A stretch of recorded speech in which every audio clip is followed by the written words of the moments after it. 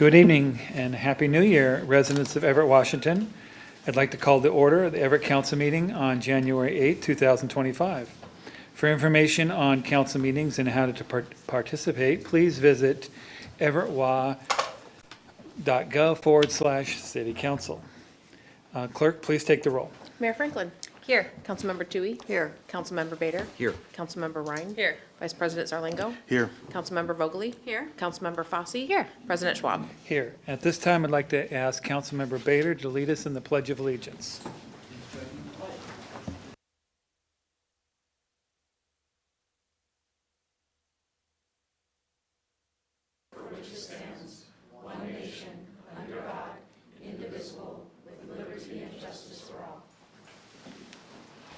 Thank you. And at this time, I'd like to ask Councilmember Toohey to read the land acknowledgement.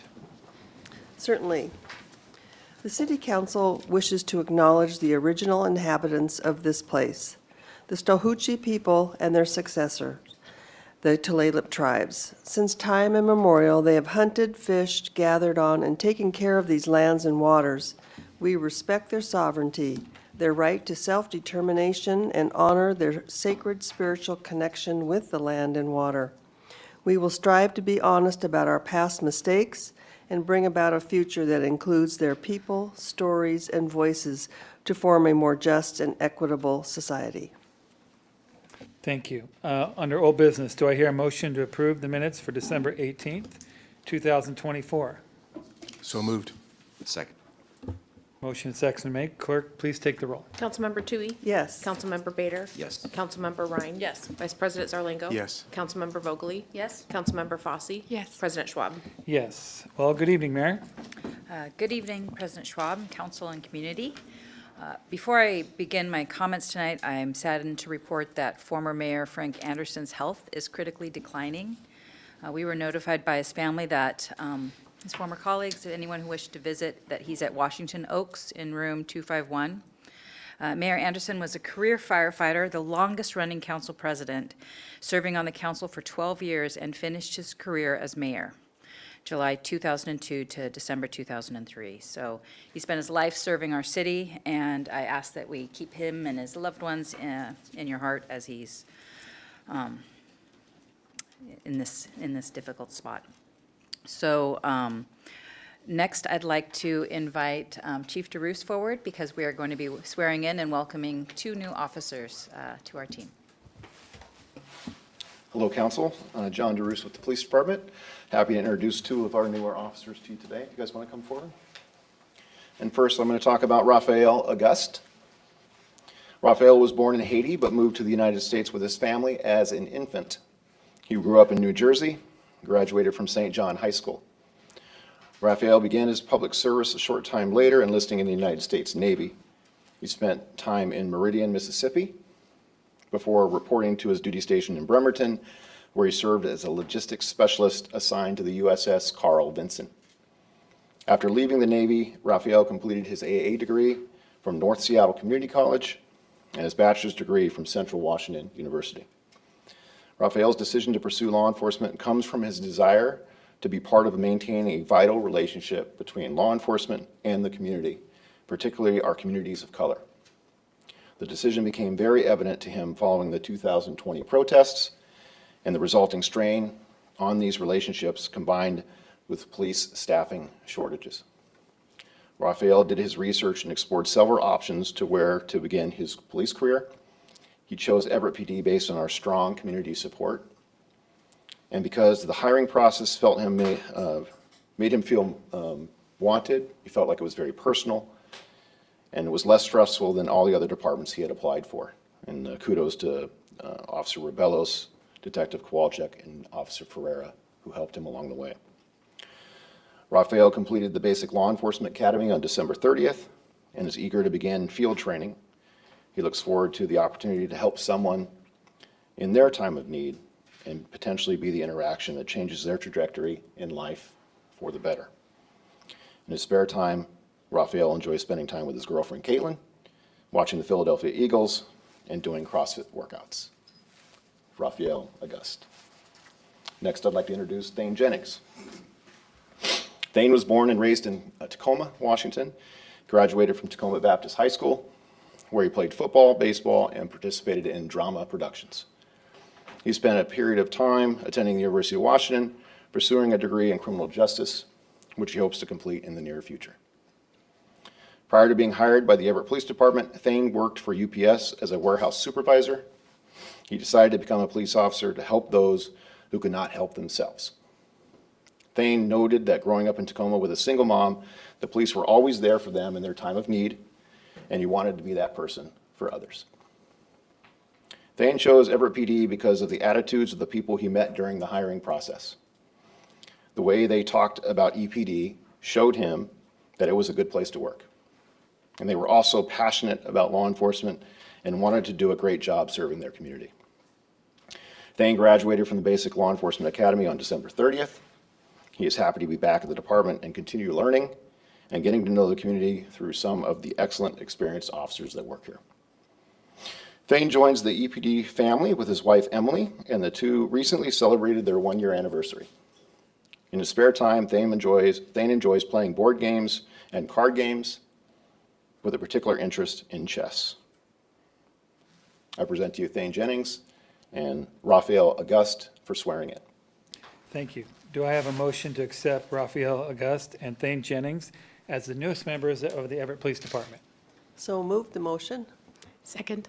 Motion second made. Clerk, please take the roll. Councilmember Tui? Yes. Councilmember Bader? Yes. Councilmember Ryan? Yes. Vice President Zarlingo? Yes. Councilmember Vogely? Yes. Councilmember Fosse? Yes. President Schwab? Yes.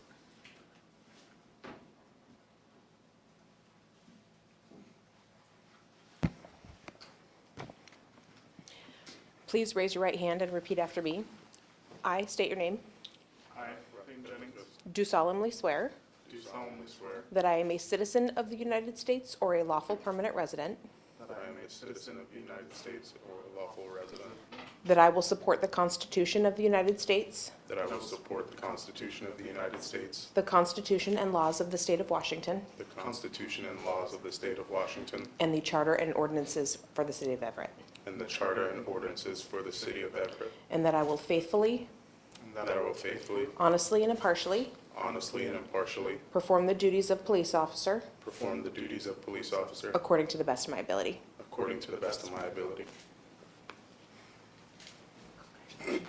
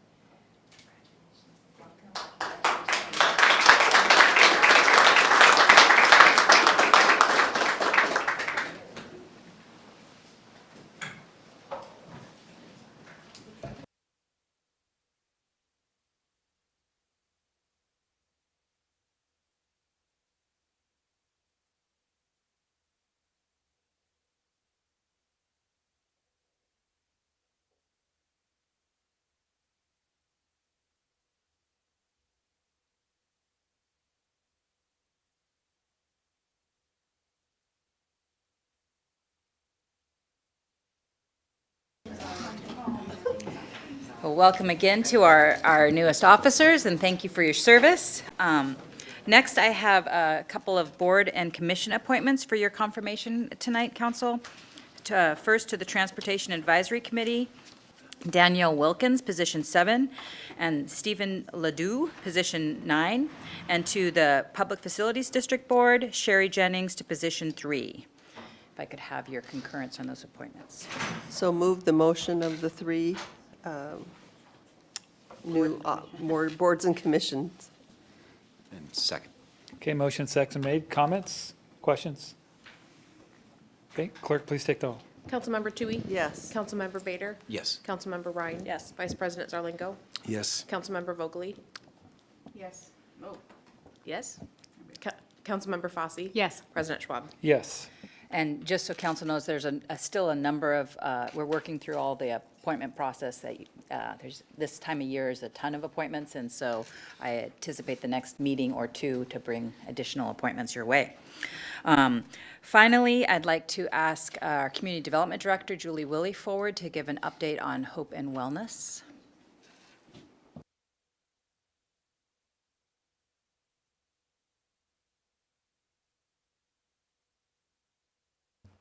New setup here. So good evening, Council. Julie Willie, Community Development Director. And Hope and Wellness, as you know, is an organization that grew during the pandemic when social services were shut down and many caring individuals took it upon themselves to help meet the need of our unsheltered individuals. In late 2022, the city learned of Hope and Wellness when following up on concerns from local businesses and residents about ongoing challenges and safety concerns they were experiencing in the area of that drop-in center. Our initial outreach to Hope and Wellness that year communicated the city's appreciation of their service to our unsheltered individuals, but also imparted the negative impact the neighboring businesses had been experiencing. In December of 2023, Hope and Wellness was formally made aware of the restrictions that were enacted in the Metro Everett plan, as well as encouragement to collaborate with the city to find a new location to operate their much-needed services. In January of 24, staff met with Hope and Wellness, and following that meeting, shared a 30, 60, and 90-day plan for relocation that didn't end up being satisfactory, so it stalled the progress, and the agency continued to operate on the first floor of that location. The Metro Everett Plan, which was adopted in 2018 by the Everett City Council, is a sub-area plan that is reflective of the community's vision for a more vibrant urban downtown that is prepared to absorb more density. The plan set forth regulations to prepare for future public and private development and set into motion the revitalization of the downtown that you are seeing today. The planning process addressed population, housing, and employment targets, policies, and potential land use regulations for the area. Metro Everett is a diverse and relatively small area, just over 1 square mile, and includes the downtown business district, Everett Station area, portions of the Broadway corridor, and surrounding commercial and residential areas. Designated retail streets in the downtown core have additional requirements that prohibit certain uses on the ground floor, which include social services. Interestingly, restrictions of social services on retail streets actually originated in the 2006 downtown plan. Our department, which includes both community development and planning, works regularly with social service agencies to help find and vet locations that meet their needs, but also follow the established regulations that our council has set. Our team offered the same type of support to Hope and Wellness. However, with no relocation, our code compliance office engaged in the process and met with representatives of Hope and Wellness to make them aware of the violations. They did extend deadlines to allow more time for Hope and Wellness to find a new location where social services were allowed to operate. We do recognize the tremendous need of the services that Hope and Wellness provides and understand how frustrating and unfortunate it is that they were not aware of the land use restrictions when they established their organization. And for as many people who are advocating to the city to allow them to continue in spite of it not being allowed, we have just as many people who expect the rules that have been established to be followed. Thank you, and I know, I'm sure council might have questions, so I let Julie know that you might have questions for her. Prior to your council comments, she's available if there's any questions. Questions? Councilmember Vogely? I didn't actually come prepared with questions. I have comments, so I'm going to see if I can turn some of them into questions.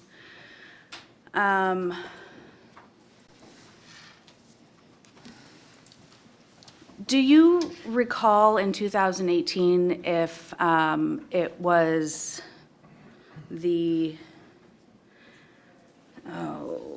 Planning Commission, if they recommended that the social services and clinics be prohibited in Metro Everett? I was not here in part of this department in 2018. I had a different position that year. We understand, we just learned today that and Yorick, our planning director, is here obviously as well, who can kind of help answer some of the more technical questions, that the Planning Commission did not necessarily recommend that, but they brought different alternatives to council to decipher which direction council wanted to go. Yeah, that was after, I believe, Councilmember Tui and Bader brought forward the wantingness of that. I do know that in 2018, they did not recommend. So it's interesting that administration is doubling down on their way that this is going.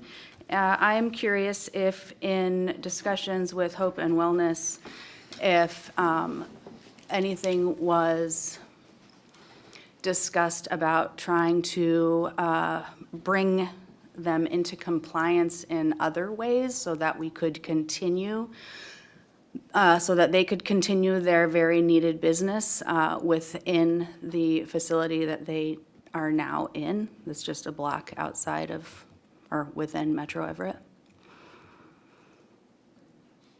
I think I remember some meetings with Hope and Wellness and with some legal counsel that they had hired to support that. We definitely walked through a range of options with them.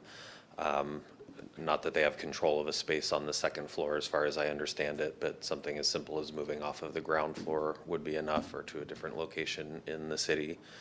The services that they're providing are pretty closely follow the definition of social services in the development regulations, which does have the special regulation restricting it from the ground floor on those pedestrian streets and transit-oriented development streets. There is a modification or a development regulation modification route in Title 15. There are criteria that we didn't feel could be met for this, and advised them that they certainly had the right to pursue that path, that we didn't expect to be able to grant that, and then there were further options after that. If that were to be granted or not granted, who grants that? Is that the planning director? Correct. Yeah, okay. So that's good to know.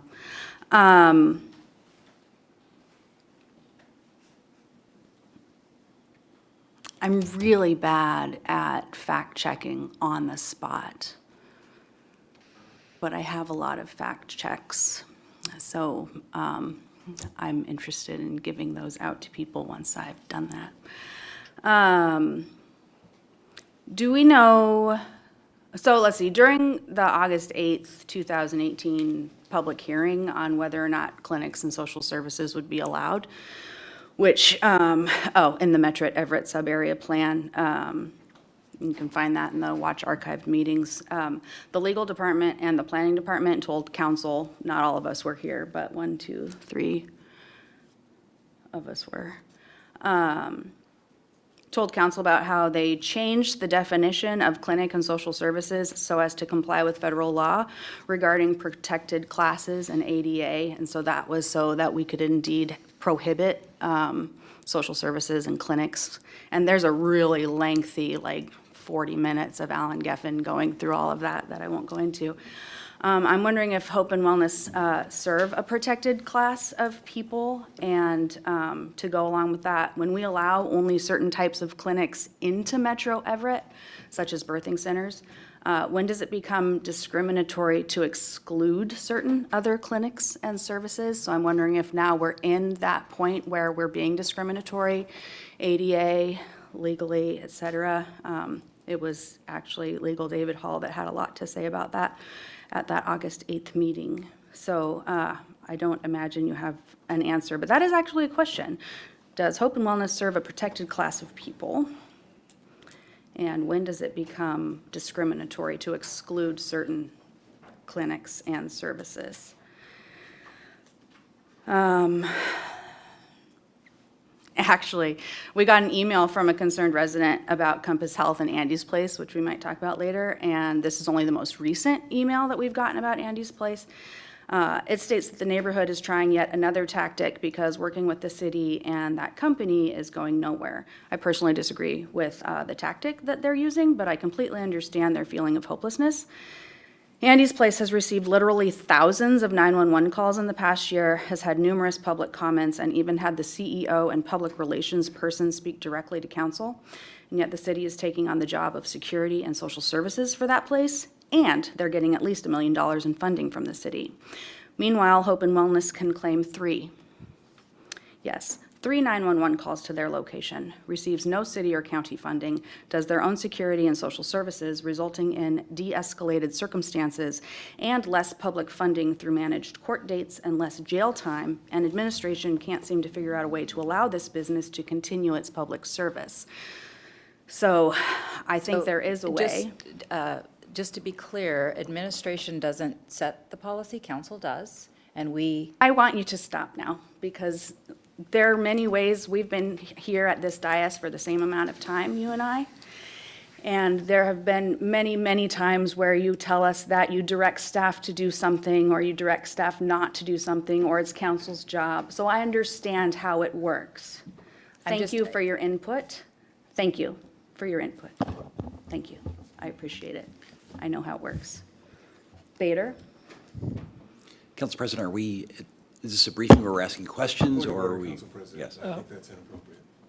What is me saying Bader? Director Vesey, yes. Well, I've just assumed that our council members just address the presenters.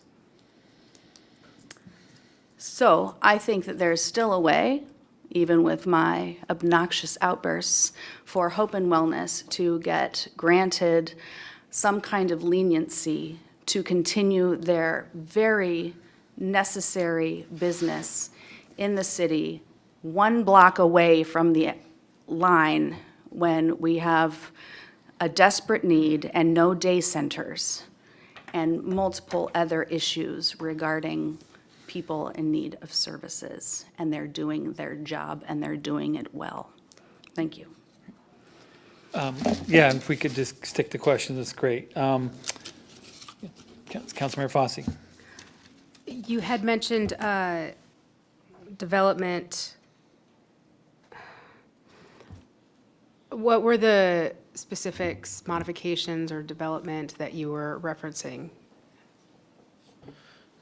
In the use table, there's a list of different land uses, and each one is permitted, not, or different variants thereof within different zones. In the mixed urban zone in Metro Everett, on the ground floor, on a pedestrian or TOD street, I can't remember which one is in play here, social services are restricted from the ground floor.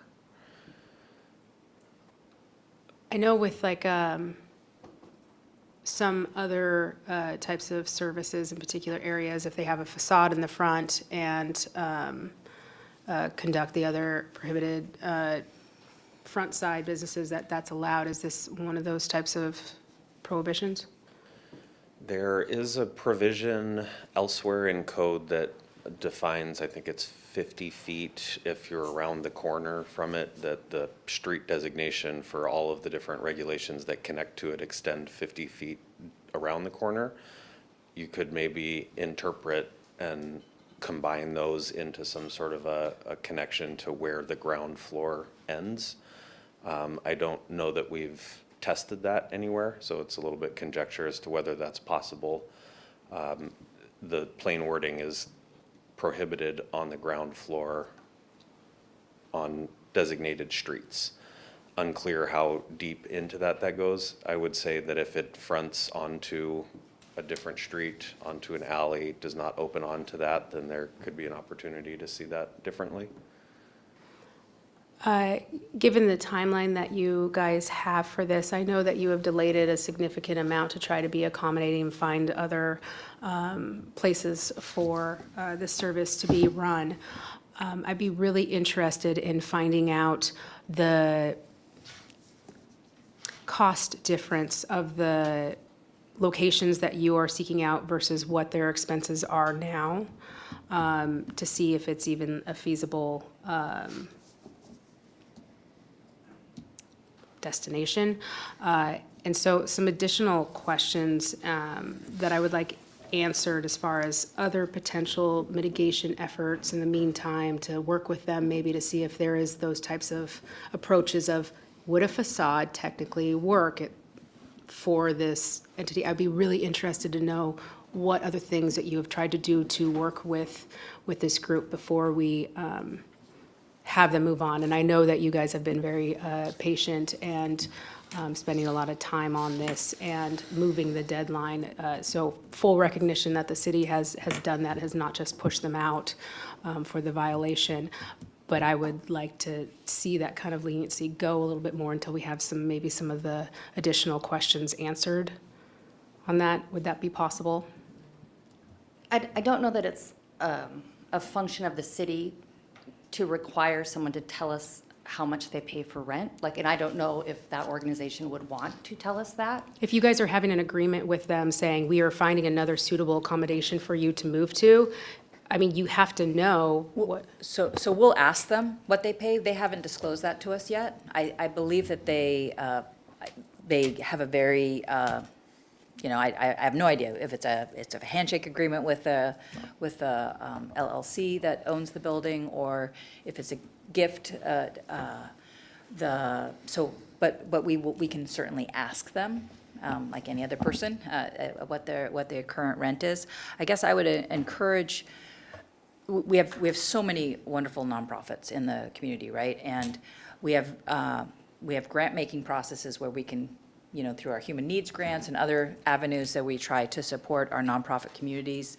And council has been pretty generous with their ARPA funding. I know that there are still some council members that haven't spent all of their ARPA allocations, which are allowable to give to a nonprofit. So if Hope and Wellness is actually a 501c3, or if they're not, they could just file that paperwork.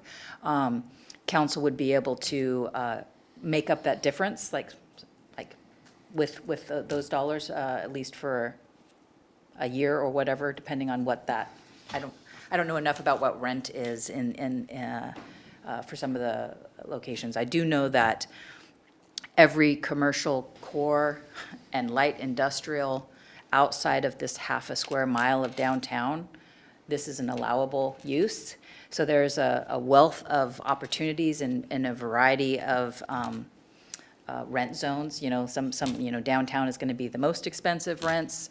But there are other throughout the city that it's probably affordable, and so that might be a way to help them. And I think sounds like there still needs to be some questions answered in order to even get to that point to see if that's a suitable option for them. But I felt like in the past that was presented as, we tried to do this already. And if you don't actually know what they would be able to afford to do, it doesn't seem like those steps maybe have been taken. So maybe if we could just pause until we can maybe convene a table together with Jasmine, the city, and somebody from the council to get some of those questions answered. Instead of having to make any motions or other things like that today, then we can at least get the conversation going and get some of the questions answered in a timely manner. I do know that and I believe Councilmember Ryan was at the meeting with Tyler and Ben, who are on my team, and they did offer to please send the parameters of how big of a space you want, how much money can you afford, and they initiated that type of a conversation. Tyler told me today that he never received an email or a response to initiate that kind of support. So we can try again. For sure.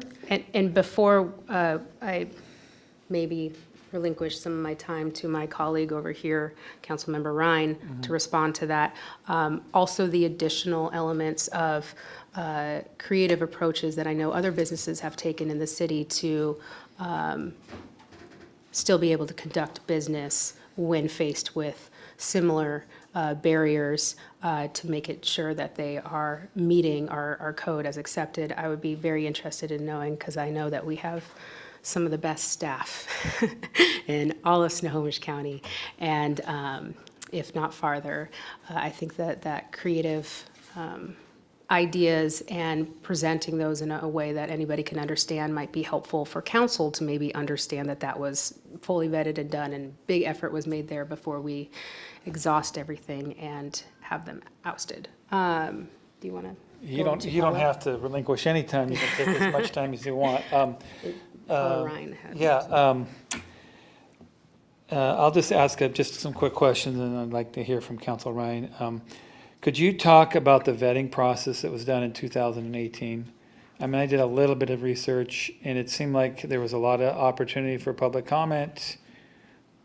Was this portion of the plan, this particular one, was there some vetting as part of that? I wasn't here in 2018 either. It was a pretty significant process, the Metro Everett planning process. As Julie mentioned, the particular restrictions started in the downtown plan in 2006. It actually preceded that by a couple of months with an emergency ordinance to prohibit a list of types of uses, included social services, but there were 9 others that were prohibited while the downtown plan was being worked on. And then that has morphed a couple of times and did expand in Metro Everett from a couple of key retail streets to a slightly larger area. I think that expansion might have been for a number of reasons. It was the pedestrian street designation, the transit-oriented development street designation, rather than specifically looking at social services. But the policy theme of a focus on a synergy of commercial activity and retail and those sorts of synergy was the kind of glue along the way with the retail streets to the pedestrian streets and all that. Those are the themes that we read in the planning documents and in the record around that. We heard today about some of the discussion around social services, and I will take that at face value that there was some discussion about it. We've talked about there's the social services, there's the clinics, there's the opiate substitution. All of these are kind of tangled a little bit. But the Metro Everett planning process, the downtown Everett planning process were both significant processes with public involvement and all, but touched on many topics. Thank you. I'd like to thank you, Councilman Ryan, for attending that committee, by the way, or that meeting. If you'd like to make some comments, that'd be great. Thank you. Yeah, I've known Jasmine for quite a while. She attends our county human services providers calls, and I know the good work that she does in the community. When she had received the initial letter from the city, she had asked me to join as like colleague, I guess, a peripheral colleague. I did join virtually and was later informed that as a council member, in my role as a council member, it was inappropriate for me to be there, even in support of my friend. So I didn't attend or interact with any other city side of the circumstances after that. So I've been hearing from Jasmine since then. I haven't, and updates that have been provided from administration, but after that initial meeting, I was told I wasn't welcome anymore. So I think that's important for the record. York, I was curious, for the first floor use, is it, I thought I remember there was maybe a request or maybe a suggestion to have that be part of the review for the comp plan process. Do you know if that's included? So I know I have some concerns about other types of first floor uses, but I wasn't sure if it was on the radar or not. We do not, in the current draft documents that are up on the website, have changes to the social services where they're allowed in that special regulation. Okay, thanks. Yeah, the way I see it, I think that prohibitions of certain types on the first floor should be more behavior-based, like demonstrated behavior-based, instead of based on types of use, which has the assumption of certain types of behaviors. I'm not sure if it's too late to include it in a request for our comp plan review or not, but I think that it's worth a discussion maybe at a future committee meeting, or maybe getting the current temperature from our planning commission to see if they have any changes or suggestions as well, because I think the time when it was put in initially is different from how our downtown reflects now. So I think that there might not necessarily be a need for that restriction anymore. So that would be my suggestion. Thank you.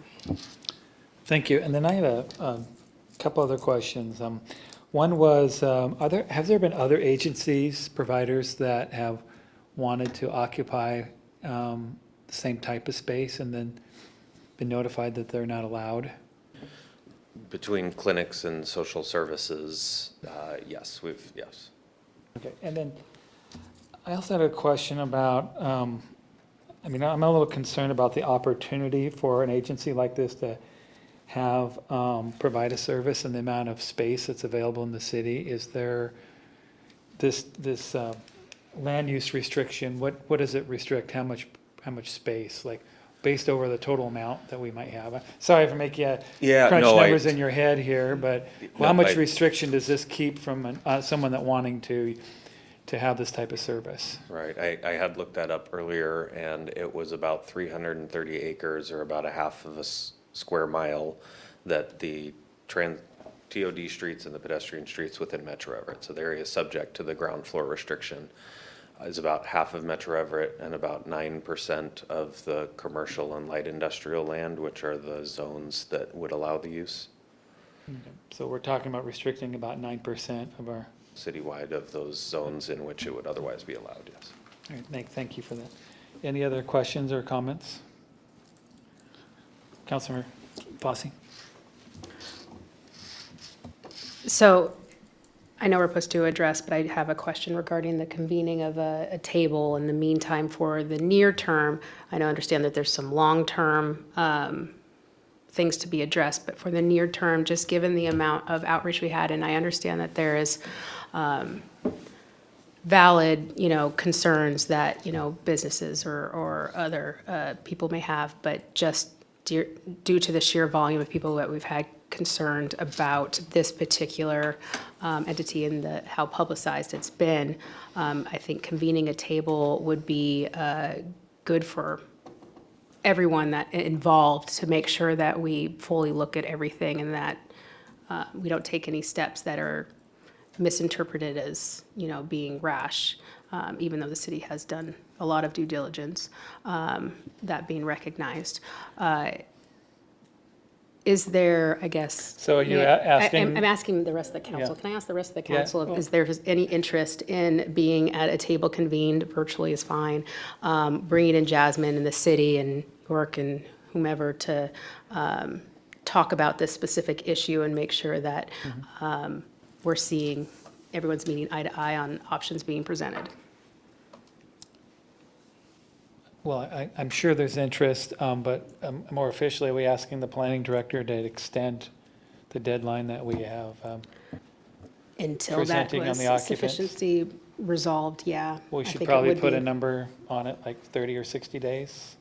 Or 60 days, I think, from the current deadline, which is, I believe, is February, Would you allow me to work with staff and report back next week as to what that could look like? Yeah. I think that would be great. And then it would also give time for if there's any council members interested in being a part of that, then, and if not, Yeah. When is the deadline that we've given them right now? February something. Okay, thank you. Oh, okay, so there's still, although we still have time. Oh, good, thank you. Councilmember Zarlingo, I'm sorry. Just a quick note to make sure that the council's role in this in terms of talking about timing and delays with respect to Yeah. staff is appropriate. I do not know that law. Yeah. Okay, and I'm glad to hear that we still have time, so I didn't know that earlier when I was suggesting extend it, so Yeah. thank you for the suggestion of having more discussion, and thank you for all the information you guys have provided. Okay, Yeah, thank you, Julie and York. I don't have any further comments this evening. okay, perfect. All right, now it's time for public comment.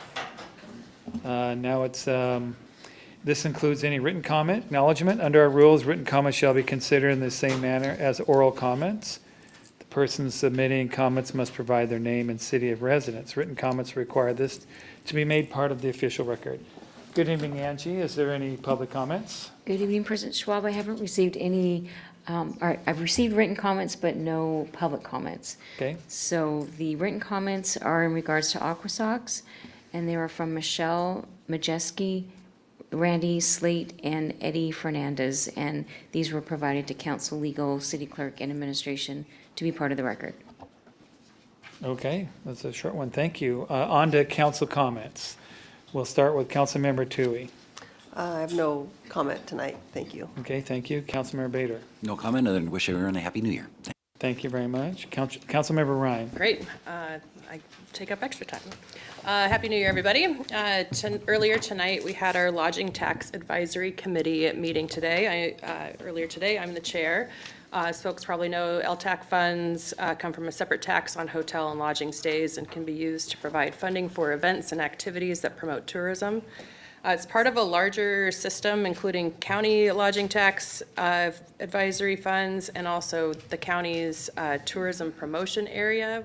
So there's a lot of different funding sources available to promote tourist activities in the area, which is great. This year, the LTAC funds were feeling constrained, partly due to inflation, but also a reduction in overnight stays from last year as a result of inflation, but mostly because of the need to reallocate funds from our LTAC pot to support our municipal arts program, Fund 112, which has also experienced cuts and is in jeopardy of elimination due to the ongoing budget deficit caused by the cap on property tax revenue. The shift of money is going to pay for public art management, supporting city events like Sorticulture, the 4th of July celebration, the Went Awards, and Wintertide. Goes towards placemaking initiatives such as Street Tunes. It helps to provide funding for the Everett Performing Arts Center and the management agreement with Village Theater. And it's also, money was shifted to support 1.9 FTE in staff salaries to promote these activities. So last year, LTAC had $466,000 to allocate for events in the area, but this year they only had $278,000 to allocate, so almost a 40% reduction in funding that was available. There were a number of really great applications and a lot of exciting events coming up over the course of the year, and of course there wasn't nearly enough money to fund all of the applications, and in fact none of the applications were fully funded. The committee carefully considered priorities and impact and also balanced considerations for access to other types of funding that I had mentioned earlier. For example, as part of the larger network of tourism support, some organizations had already received money from the county's LTAC, and because the the Tourism Promotion Area Fund, which can only be used to fund marketing, has several $1 million available. Organizations who had asked for only marketing funds will be redirected to apply for TPA funds, which are readily available. And Tyler Chisholm has graciously offered to help with that application process. It really was pretty excruciating not to be able to fully fund any requests, and it was frustrating that the failure of Prop 1 directly led to this point. Of many points that we've seen in our budget of impacting our quality of life in the community.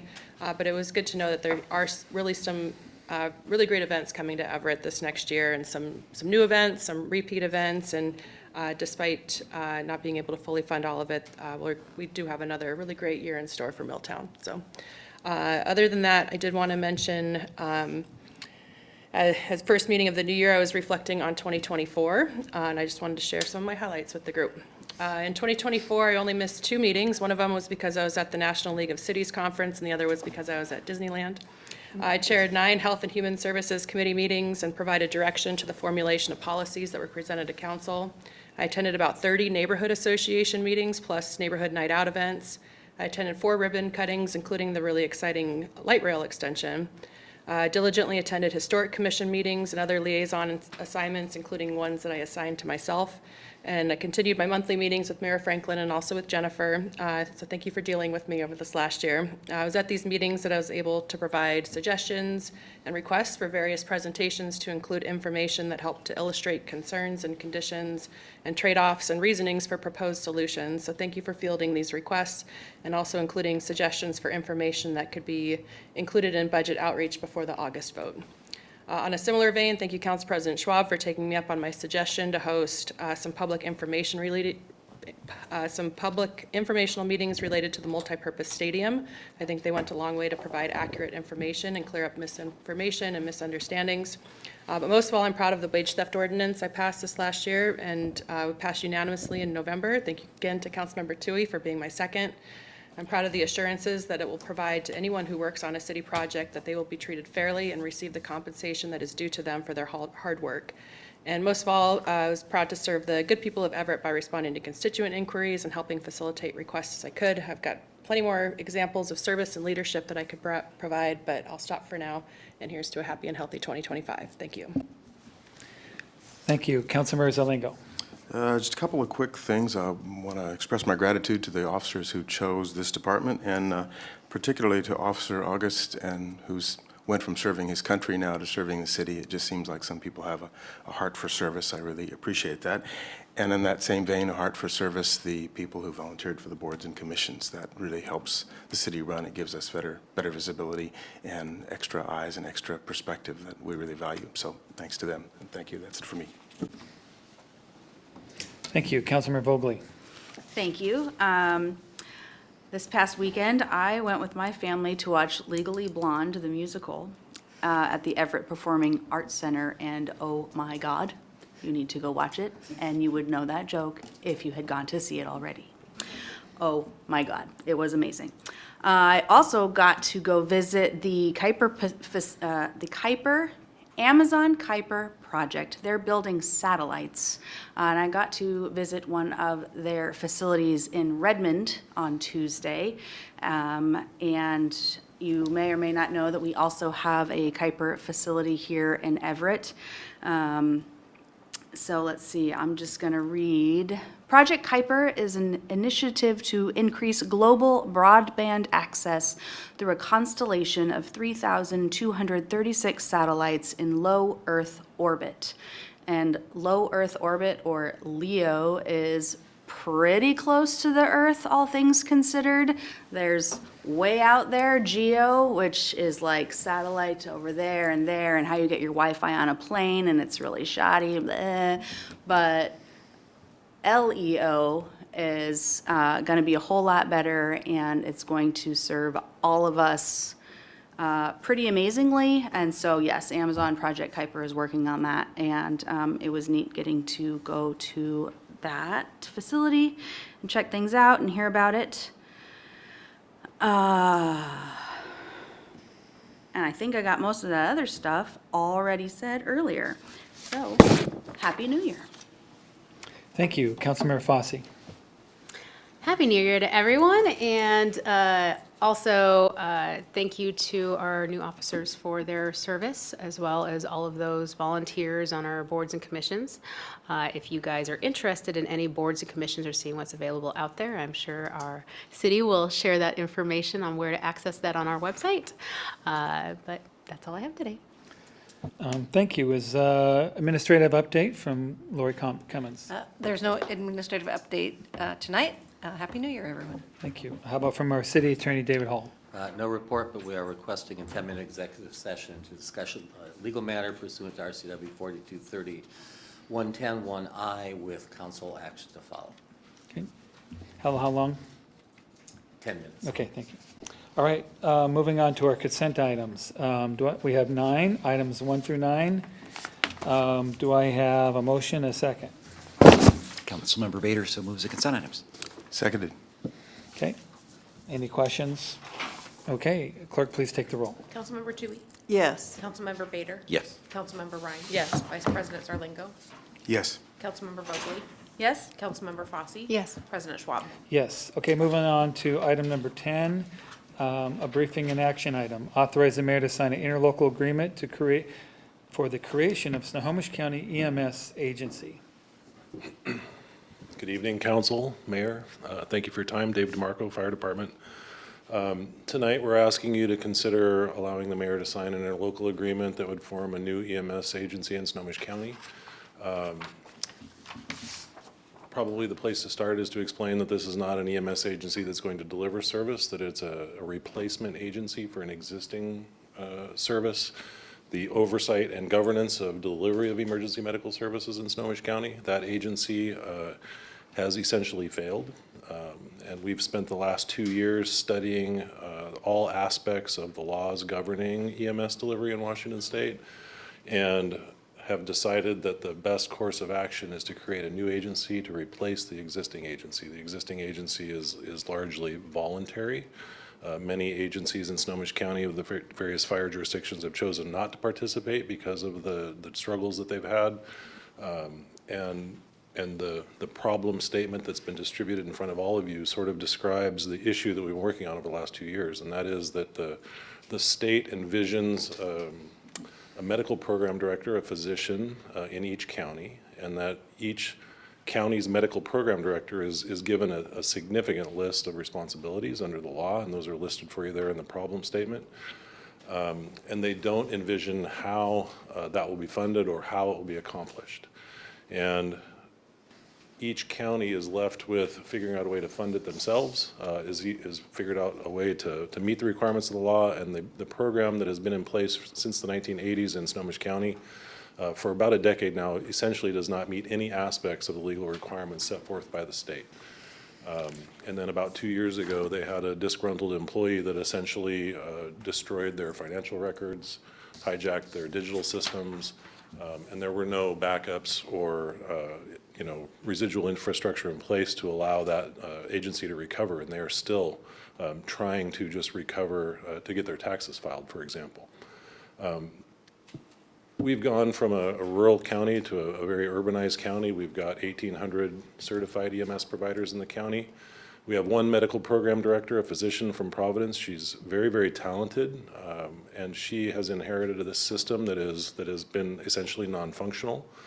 And the last 2 years have put together an interlocal agreement that we're asking you to consider. So the features of the interlocal agreement, and included in your packet was an executive summary of the interlocal agreement. Obviously, the agreement itself is very long, but the key features of that agreement are a new Washington State nonprofit corporation inside the county with a governing board formed of 6 agency fire chiefs across the county from various districts. Everett would be districted with the city of Mukilteo, and myself or the chief from Mukilteo will be the representative of that district. And if this agency stands up, I would be the first representative, and then in the future, Mukilteo would have the opportunity to replace me for a period of time.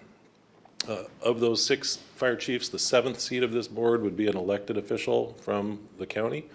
So the city council people in Everett, the city council people in Mukilteo, and the elected fire commissioners across the county will have the opportunity to convene, choose someone, and elect someone to sit on this board. And that oversight board will manage the delivery of all of these services that the state tasks to the medical program director. Probably the other key feature of the interlocal agreement, the one that I want you to be aware of, is that throughout the development of this agreement, we're very, very aware of all of our collective concern about the use of public dollars. We have built the funding language into this interlocal agreement in a way that mimics the way the EMS levy is levied here in Everett. We use tax assessed valuation across the county as a way to levy, so it is not optional for agencies. All agencies in the county are expected to and anticipated to sign on to this agreement. And then a levy rate is applied to each agency and will be paid in Everett's case and across the county out of the EMS levies of each individual agency. As you probably already know, we're allowed under the law to collect up to 50 cents per thousand for our EMS system. Currently, our levy rate is about 38 cents per thousand, and the funding for this oversight agency is less than 1/2 of 1 cent per thousand, 0.0046 cents per thousand to be specific. And then we've built in controls for the amount of growth that costs can occur over the year. From year to year budget, you're aware that ours is limited to 1% growth. This agency is limited to 3% growth. And any wandering outside of the boundaries of that growth, the city would have the opportunity to withdraw from the agreement if they chose. If you do choose to authorize the mayor to sign, you're committing us to 3 years of participation. In plain English, we currently pay to this voluntary agency $75,000 a year, and the new agency will cost about $150,000 a year. We are an essential player in the EMS system in Snohomish County. Of all of the agencies in the county, virtually all have already agreed and signed this agreement with the exception of the city of Everett, South County Fire, and I believe Fire District 4, which serves the city of Snohomish, and they're anticipated to sign as well. The agency can't stand up without 90% participation in the county, so if a few small agencies choose not to participate, then the agency will still stand up, but if an agency our size chooses not to, then it will not stand up, and we will have to find an alternative solution for which there is not one. So those are the high-level view of what we're doing. I included in your packet the executive summary, the interlocal agreement itself, and a PowerPoint deck that you can work your way through if you choose to help you understand the structure that we've built. But I'll stop and see if you have any questions. Any questions? Councilmember Vogely. Thank you very much for all this information. I heard you just say it's about $75,000 now, and the new one is $150,000. But what I actually heard was, we pay $75,000 now, and the new one is $150,000. So are we still paying 75?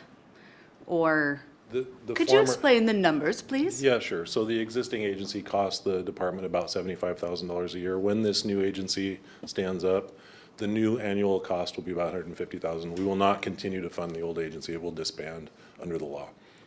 Okay, thank you. Councilmember Ryan. Okay, thank you. Are there opportunities for us to withdraw in these 3 years if it's not working out? The only opportunity to withdraw in the first 3 years is if, for some reason, this new governing body chooses to raise the rate above the threshold amount already described in the interlocal agreement. Then our only risk is if they attempt to raise the rate higher than the cap, which is 3/4 of a cent per thousand. But there is no, all agencies are really interested in this agency being successful and meeting the level of the law, but not collecting and storing dollars. Okay. And then you mentioned it was 90% participation for it to be stood up, but then over time, if that participation level falls below 90, would that? It's described in the executive summary, but the short version is that 90% of the county will need to continue to participate in order for it to be able to successfully fund. So maybe the last piece of the structure to describe is currently Snohomish County EMS has a medical program director hired by the state, which is Dr. K, and they have 2.1 full-time employees. And they attempt to do all of their work with those 2.1 FTEs, and they have largely failed, unfortunately. The new agency will have 3.1 full-time employees, but they will also have what is called a service level agreement with Snohomish County 911, the dispatch center. And they were chosen because they're kind of in the EMS business, but largely because they're building a new facility at 4th and Everett Way, and they have space. And so this tiny agency that serves 1,800 providers has small agency issues and big agency issues. So they're a tiny little organization, but they still need HR policy. They still need finance policy. They still need procurement. They still need information technology. And through the SLA that's already in draft form, this tiny agency will embed themselves at Snohomish County 911 and buy IT services, buy human resources services, buy some of the big agency services they need, but not only as they need them. That's helpful, thank you. Councilmember Zalingo. Well, it sounds like it's all been well thought out. These levy rates were per year. Correct. So it sounds like even some of the most expensive houses are talking about paying less than $5 a year. It's a tiny amount of money. And I guess it's important to point out, I think you know this, but this is not we're not proposing a new tax. This is going to come from the existing EMS levy. Yeah, even the increment wouldn't really Yes, materially change that. It's the cost of a latte. Okay. It's a tiny piece to provide the oversight required by the state. With it sounds like quite a bit of leverage and coordination between agencies. And you said you do expect South County Fire to sign on as well. All agencies, we've been working for 2 years to ensure that all agencies in the county sign on. And there's certainly such a big one that if they didn't, it wouldn't. If they didn't, it succeed. will not stand up. All right, thank you. Yeah, just a comment, we do expect 100% participation because this is a well-needed service by all our providers, correct? Yes, correct. And I just also make a point too, this is not, we're not voting for a tax increase.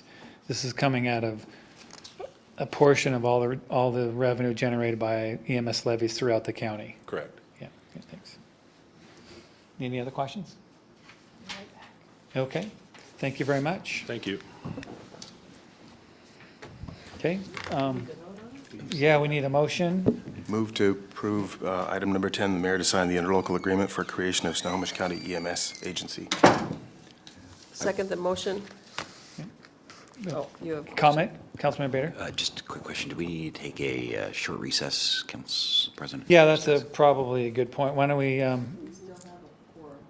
that's true. We'll do a vote here and then we'll take a 5-minute recess. Okay. Thank you. Clerk, please take the roll. Councilmember Toohey? Yes. Councilmember Bader? Yes. Councilmember Ryan? Yes. Vice President Zarlingo? Yes. President Schwab? Yes, and so we'll take, clerk, please take a timer, 5 minutes. Thank you.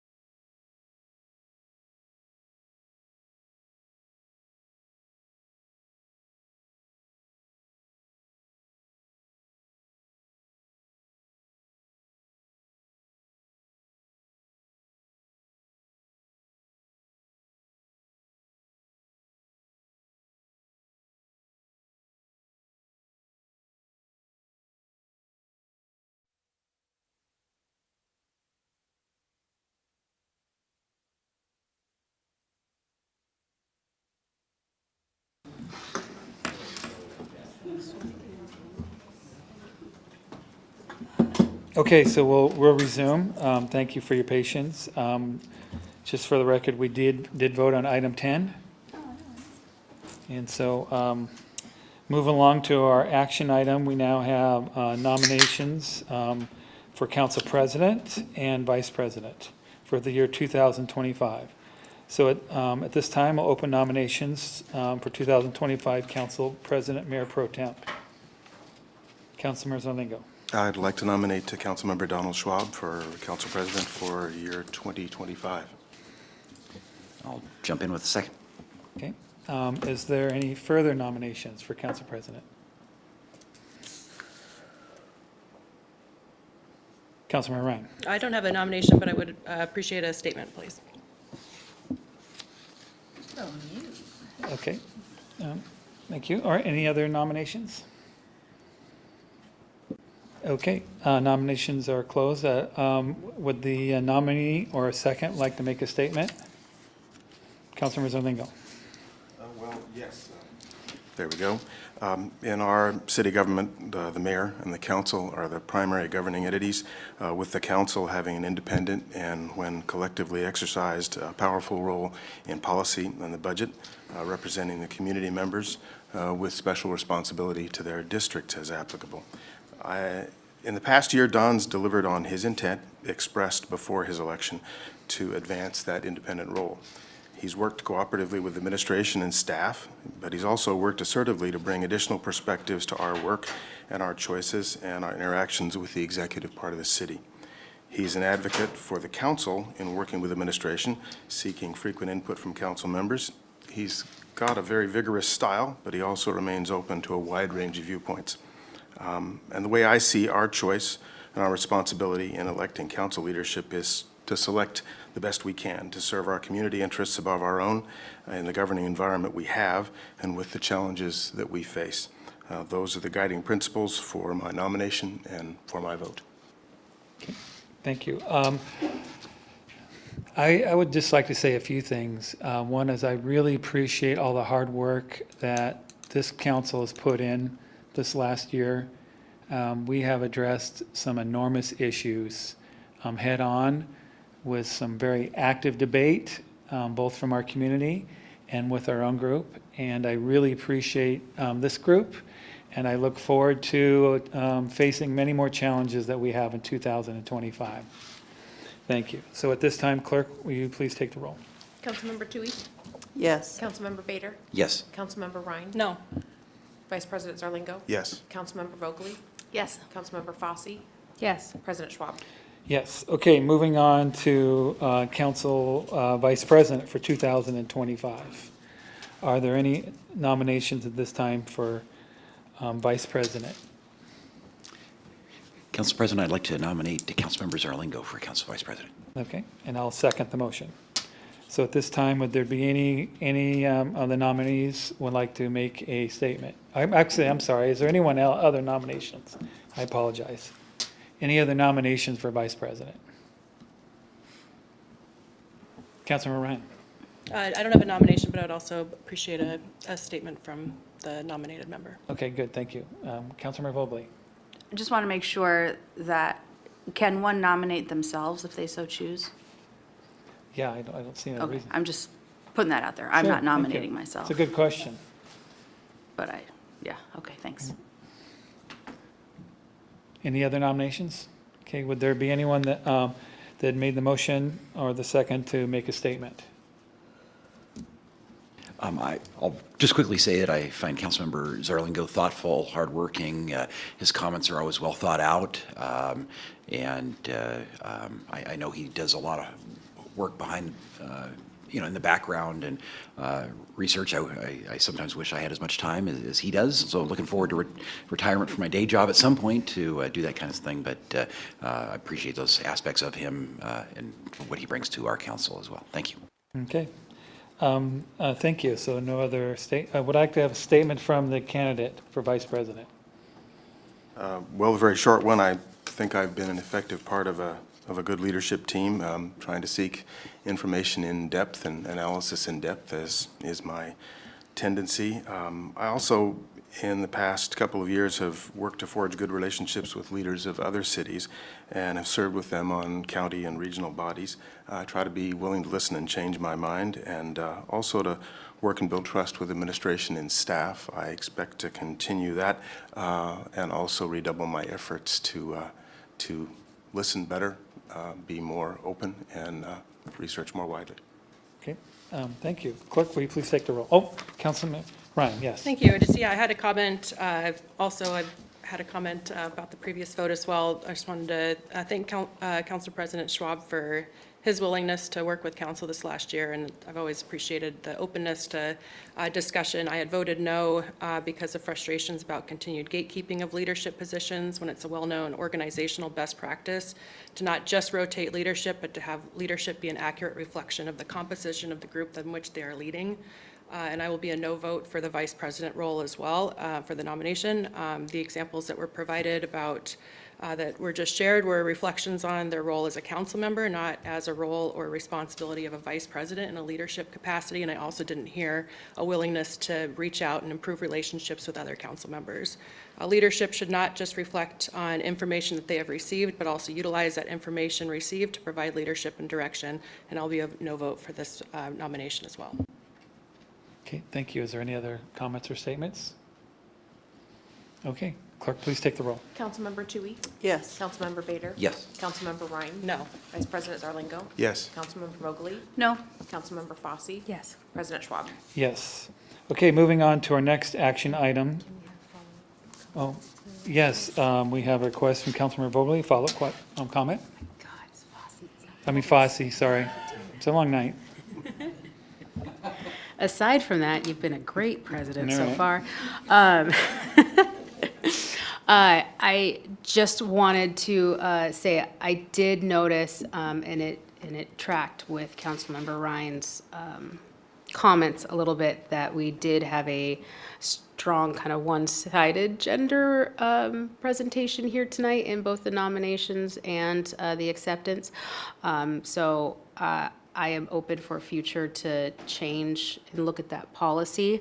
But with that out of the way, I think you both have been amazing leaders of the council, and I thank you so much for your service. It has been such a wonderful and pleasant surprise on how responsive and reflective that you both have been, and it has just been such a joy, one of the most enjoyable years this last year on council that I've had. And I think that a lot of that is directly related to the direction of the leadership, so I wanted to say congratulations and thank you for your service. Thank you, Councilmember Fosse. All right. All right, Councilmember Vogely. Sure, since I called you earlier, right? Yeah, I'll take it. I was also going to say something a lot earlier. Council President Schwab, you have done a remarkable job this past year, so look at me. Good job. Thank you. I just want to say that out loud and in Awesome. front of everybody. You're amazing. There's a lot more that I could say, but I'm not going to right now, so I appreciate how you have done this stuff, and I've had a lot of non-appreciation the past few years, so. Thank you. I appreciate you too. Okay, clerk, please take the roll. We already did that. Oh, we did. All right. Well, okay, well, obviously my weakness is you guys saying something about me. So I appreciate the comments. So, all right, moving forward to item number 12. Action item, award the construction contract to the Earthwork Solution LLC of Arlington, Washington in the amount of $663,840.07 for Fulton Street Bicycle Pedestrian Corridor and denied bid protest by Always Active Services. Councilmember Bader, so moves. Okay, Seconded. we have motion and a second. Council Are there any President, because there questions? is a bid protest, we do need to ask if there is anybody here who wishes to speak on the protest. Okay, would there be anyone here who wishes to speak on the protest? Okay, and do we have anything online or any requests to speak? No, we do not. Okay. Is there any questions that council may have from our Public Works folks? Okay, we have a motion and second. Clerk, please take the roll. Councilmember Tui? Yes. Councilmember Bader? Yes. Councilmember Ryan? Yes. Vice President Zarlingo? Yes. Councilmember Vogely? Yes. Councilmember Fosse? Yes. President Schwab? Yes. Okay, item 13, Council Bill 2411-41, Third and final reading, adopt an ordinance establishing Everett utility rates for 2025 through 2028 operating years. Do I have a motion? Move to approve Council Bill 2411-41. Second. Okay, motion is second. Do we have any questions? Councilmember Zarlingo. Just to comment that through the whole process, as this has been running up, I think first through one of our committees and some meetings for some months ago, this is consequential. It's a significant rate increase. It is something it's mandatory for us to do. It's critical to our water treatment infrastructure, and I want to thank staff for going through this in such detail, making sure to take care of something that is, take great care of something that is this large. Councilor Bader. And just noting, and maybe you were going to do it, Council President, but this was briefed to us a couple of weeks ago, so people watching, Right. wanting more information about this, was extensively briefed. I don't think it was the last meeting, was it 2 meetings ago, back in December? But I would encourage people who are curious about this to go back and get way more detail about from those meetings. Yeah, thank you. And actually, I would like just, if you could make a comment from your team, Mayor, about how this, with this increase, how it fits in with other cities and how it relates to as far as a comparison of costs. Just if someone's watching here today and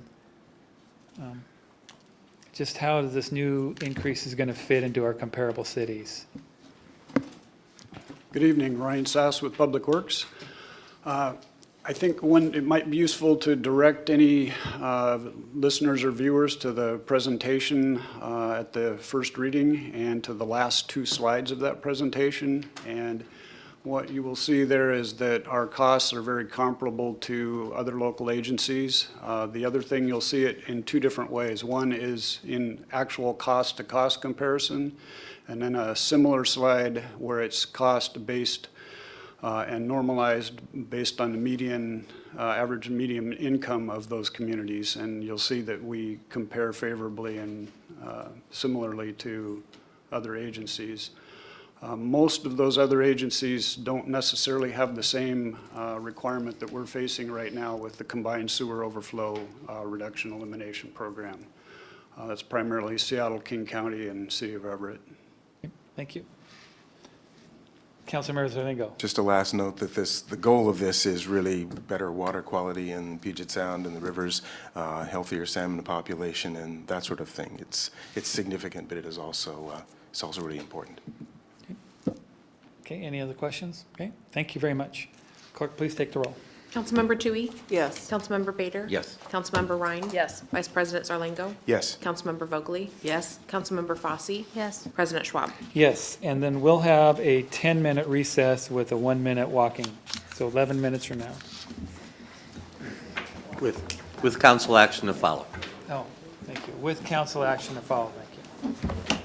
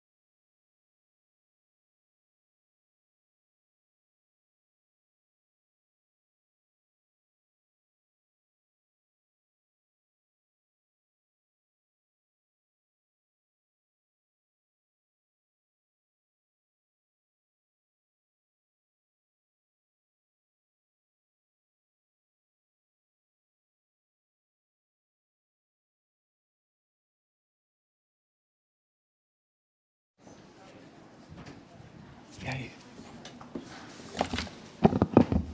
Executive session has been complete. No other action required tonight. Meeting adjourned.